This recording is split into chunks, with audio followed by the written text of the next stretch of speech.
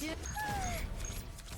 えれるものなら耐えて耐えれるものなら耐えて耐えれるものなら耐えて耐えれるものなら耐えてもっと早くこれは痛むぞ急ぐ地にあがいてみな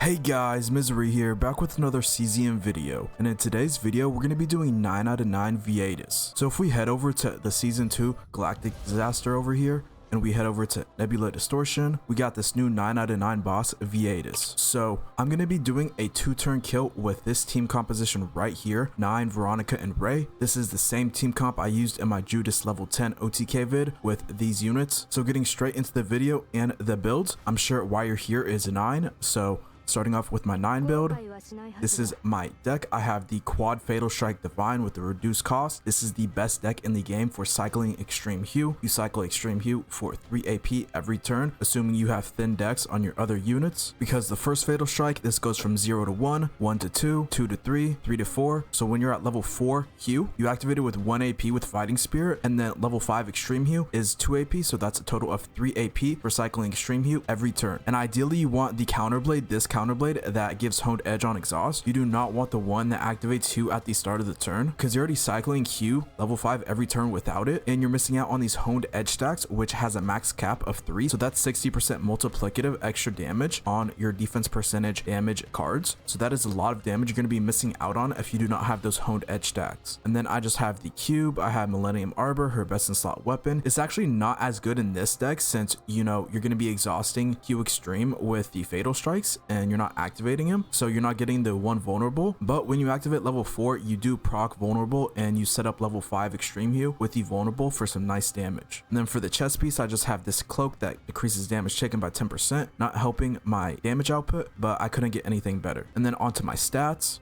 So I have 515 attack, 350 defense. That's like spot on for her potential. You need 350 defense for the max cap, and then 579 health, 61.2% critical chance, and 197.3% critical damage, level 24 affinity. So my memory fragments are pretty stacked on her. The partner I'm running on her is just Wilhelmina, max dupe, increasing the combatant's defense by 24% and giving me extra damage against vulnerable targets. So that's why Wilhelmina is really good for 9. Also the ego skill gives morale, which can, you know, help do some more damage with 9. Most of her potentials are maxed out. I'm leaving her as is right now with these 4 out of 5 and these 9 out of 10. I'm saving my resources for Typhera when she comes out next week. Those are the potentials. Memory fragments, I'm running a 2-2-2. I have pretty good substats on most of my pieces. Crit chance and crit damage on this one.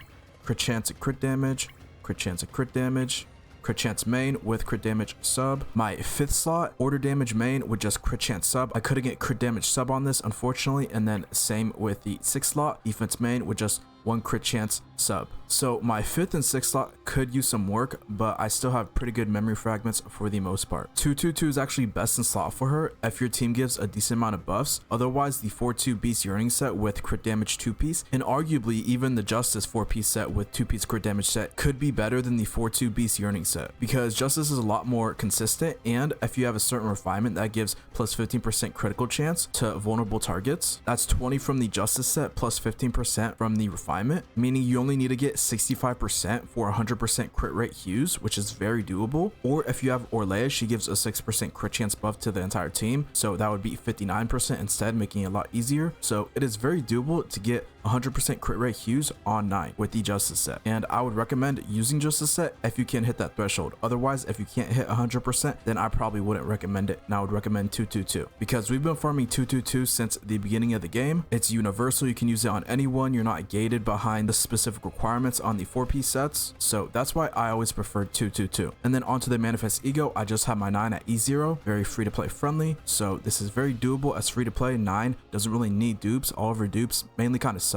besides her E6. This is kind of the only good one, but with the new information of the new Great Rift boss, E1 might actually be a lot better now and more valuable than before, because we need to defeat those arms on the new boss, and you have to time it at a certain time. You want to ideally beat them both at the same time, because if you beat one, then the other one is going to perform an action and hit you. So if you beat them at the same time, then that shouldn't be a problem. And I could also see Massacre Hue becoming meta for the Great Rift, but also a lot of other people have been saying Haru's going to be really good this rift. We'll just have to wait and see. So yeah, that is my 9. Moving on to my next character, I have Veronica, best support in the game, very underrated. Definitely recommend getting her if you don't. My stats on her, I have 1033 attack, 184 defense, 487 health, 57.7% critical chance, 169.3% critical damage. So I'm lacking a lot of critical damage, but she still does make this build work just because she is that good. And the only damage she is doing really is on her ballista at the end of the turn. If we head over to my save data, I actually have this chest piece on her that gives counterattack at the start of the battle. She does a little bit of damage with that, but nothing major. But yeah, this is the deck I'm running on her. Quad divine repos, draw 1 divine. You can actually draw repos and a repos with the specific divine. Otherwise, you can't draw repos and a repos any other way. So it makes this divine on repos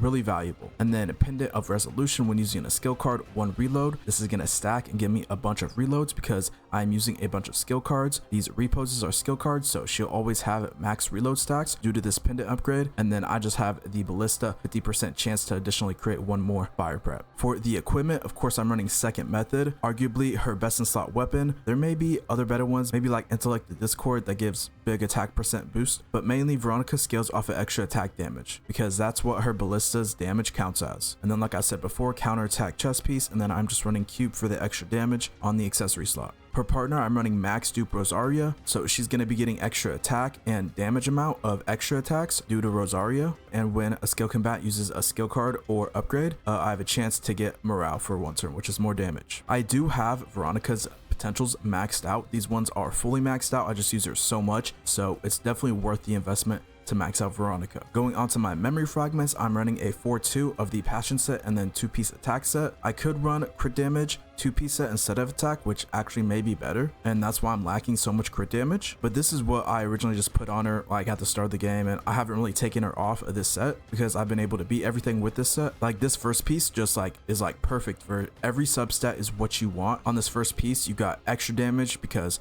Veronica scales off of extra damage with their ballista. You got crit chance, crit damage, so you're critting more and getting more damage, and then attack also more damage. So yeah, this first piece is like a really good Veronica piece. And then the second piece, crit damage, crit chance, crit damage, crit chance on third, crit chance main, and then crit damage sub on the 4th slot, 5th slot, attack percent main, crit damage, crit chance, 6th slot, attack percent main, crit damage, crit chance also. So those are my memory fragments for Veronica. I do have her at E2, so she's going to be doing more ballista damage, but this is probably doable with E0. Her E2 is really nice for the extra damage and being able to target what unit you want to hit with the ballista, but in this situation, it doesn't really matter about the targeting since I kill both the adds and then I just go straight for the boss. But yeah, that is my Veronica. And then on to my next teammate. For the last slot, I use Rei. So I have her on 481 attack, 356 defense, 787 health, and then just really low crit chance and crit damage. We're not using her for DPS, so those don't matter. Her partner, I'm running Nyx because sometimes I do draw with her, but it really depends. Sometimes the deck I use is just for AP and I don't exhaust at all and draw because I'd rather use a Fatal Strike and get damage off of that and exhaust Hue rather than just exhausting Hue with no extra damage. But the thing with Nyx is that when the Sign Combat draws for the first time each turn using an ability, you get a damage dealt buff to your allies for 1 turn. So ideally you want to be using Nyx on people who draw. So when Typhara releases, I assume Nyx will be pretty decent on Typhara because she draws. Even if Typhara is just drawing her own cards, it should still proc this passive on Nyx. That is the partner I'm running on her, just E0. My save data, I'm running this thin Rei deck, 2 snack time divines with 1 AP. So like I said before, sometimes I just use these for the AP and don't actually exhaust anything, so I can get extra AP and play all the cards I want. This weapon here, create 1 pierce each odd turn. So turn 1 I get a free vulnerable due to this weapon, which is pretty nice. It's more extra damage. And then the chest piece and the accessory don't really matter too much. Moving on to her potentials, they are pretty similar to 9's. They are nearly maxed out, but not just quite there yet. I have everything maxed out besides these 2. I'm probably not going to max these out because I want to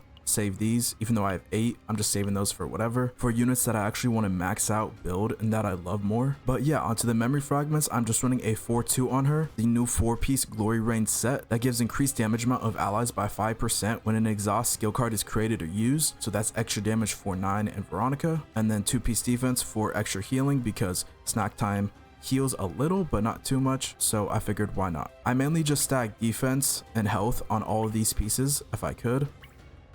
This set just came out, so I don't have the best rolls, but I have pretty solid rolls on it. And then Manifest Ego, I have E6. E6 is going to give me an additive plus 20% to my allies' attack card damage. So that's a little extra damage for Veronica at 9. But yeah, that is my Rei. Those are all the builds I use on this new 9 out of 9 boss for this 2-turn kill. So let's get straight into it. That's basically everything you need to know about this comp. So yeah, let's go.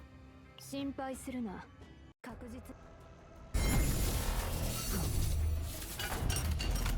強力な個体を確認。作戦指揮を開始いたします。撃ちましょうか。集中。落ち着いて。集中。耐えれるものなら耐えてみろ。耐えれるものなら耐えてみろ。撃ちましょうか。集中。準備は終わった。よし。実力を見せて。流れを感じます。落ち着いて。このベロニカには夢があるんです。呼びましたか。流れを感じます。撃ちましょう。集中。急げ。耐えれるものなら耐えてみる。もっと正確に。これは痛むぞ。せーの。準備は終わった。木にあがいてみな。耐えれるものなら耐え。撃ちます。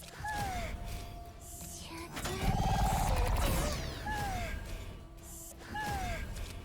中。耐えれるものなら耐えて。耐えれるものなら耐えて。耐えれるものなら耐えて。耐えれるものなら耐えて。もっと早く。これは痛むぞ。急ぐ。木にあがいてみな。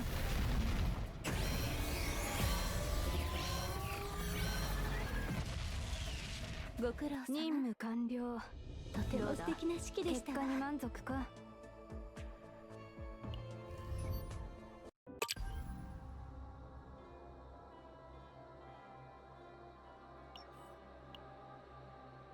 And yeah, I think that's going to be the video. I hope you guys enjoyed. Make sure to like, comment, subscribe. If this video was informative, I'd very much appreciate if you could support the channel. We are so close to 2K subscribers. You guys have been showing a ton of support, and I appreciate every one of you who watches my videos. Let me know down below in the comments what videos you want to see next. I'm going to be covering Typhera a ton. I'm definitely going to be pulling for her. I'm going to be pulling for every unit so I can make you guys videos and give you the best information you need to know on the latest unit, whether you should pull them or not. So yeah, if that's something you're interested in, I highly recommend to subscribe to the channel and keep up to date with my latest videos. But until then, take care, peace, and be safe.